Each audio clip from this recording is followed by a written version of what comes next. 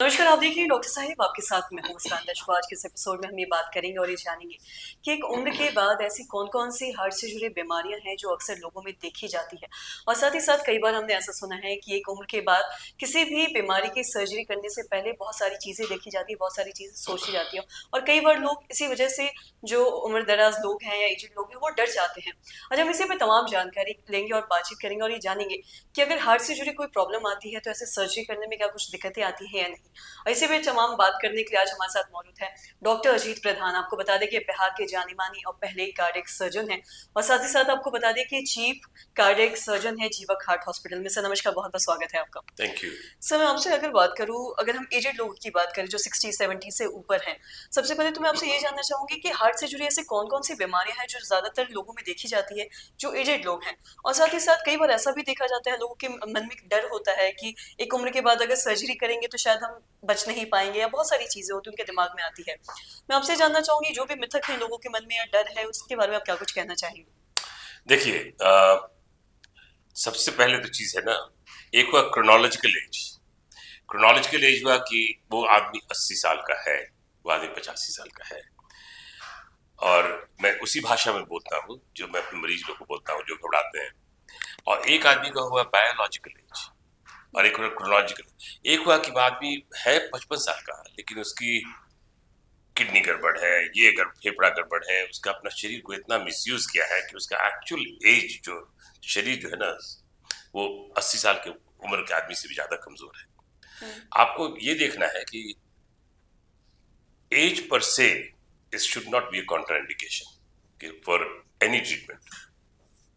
हम तो घुड़सवार रहे हैं, आई वाज टू प्ले पोलो।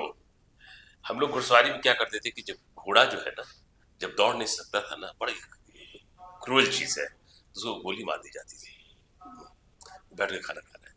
आदमी उस तरह से आप नहीं ट्रीट कर सकते। हाँ, कि भाई उम्र हो गया 80 साल, छोड़ दो उसको। आप कैसे छोड़ दीजिएगा?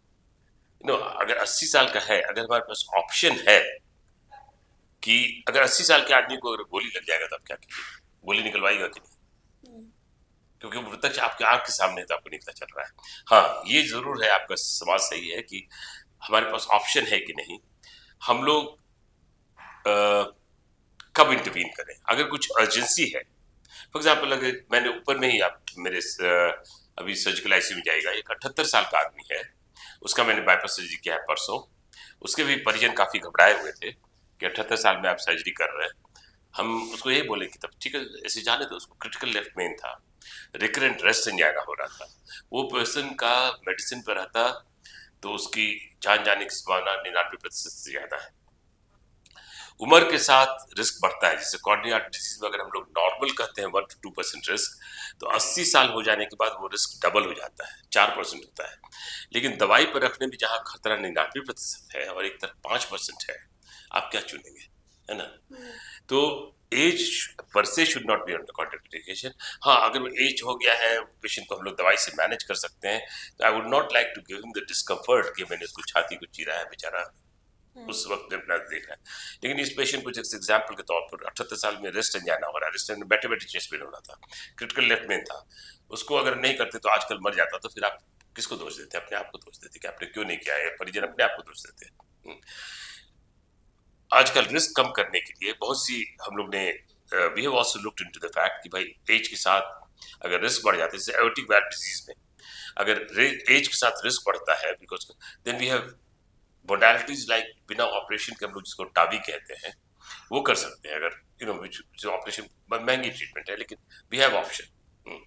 कॉर्निया हार्ट डिजीज में भी एज के साथ अगर जरूरत है तो एक्सेप्ट करके वो रिस्क करना चाहिए।